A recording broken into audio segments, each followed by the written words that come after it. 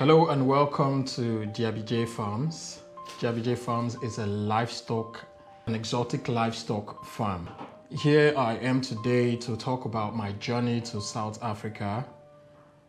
It all started last year, November, when we decided that we wanted to visit the place of origin of these livestock that we have: the Kalahari, the Boer, the Savanna, the Meat Master, and the Dropa sheep. So I applied for an e-visa and I got it in 10 days.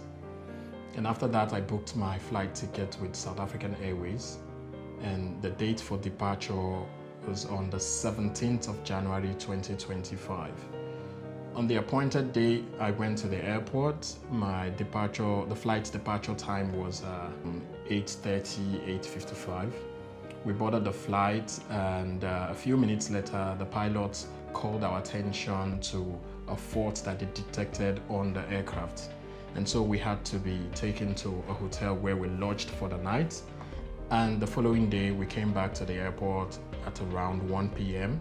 and we waited for a couple of hours before our takeoff time. The flight was a long one. It was peaceful. Everything went okay.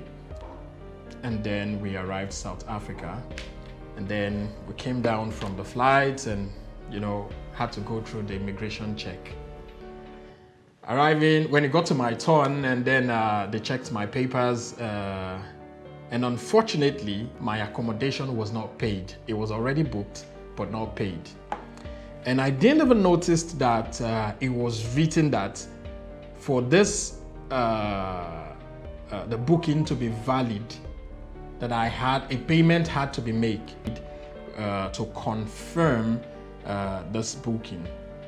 So, but I was of the impression that I would arrive at the hotel before I would make payment. So I had money with me. So the immigration took me into an office for questioning, and there I met some other gentlemen from Nigeria, 3 of them who were actually having similar cases with me. So we all sat down, and then the immigration lady was calling us one after the other to ask us questions.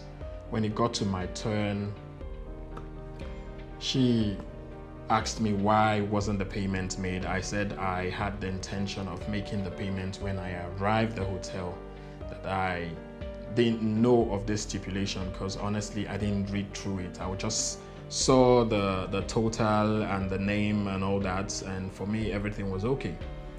So the immigration lady insisted that she was going to call the hotel to check if the bookings were real or forged. So she called, and the manager picked up, and he confirmed that the booking was actually done by them, but payment has not been made. So the lady insisted that before she would allow me into the country, I would have to make payment. So I told her that that's not going to be possible because I had cash on me and I had no means of making any electronic payment.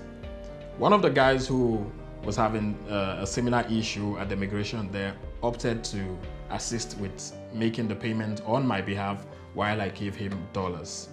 So the immigration lady, she told me not to do that I might get scammed, that she doesn't trust this guy and she wouldn't want me to fall victim.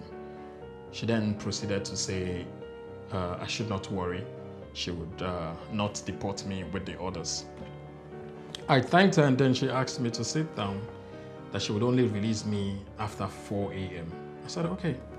So I sat down for a couple of hours, and then she prepared the deportation documents for the other 3 gentlemen, and they were sent back. So at past 4 a.m., she stamped my passport, and then I went ahead to book for my next flight from Johannesburg to King George Town. I had to wait until 12 noon to board my next flight, which is about 2 hours away from Johannesburg.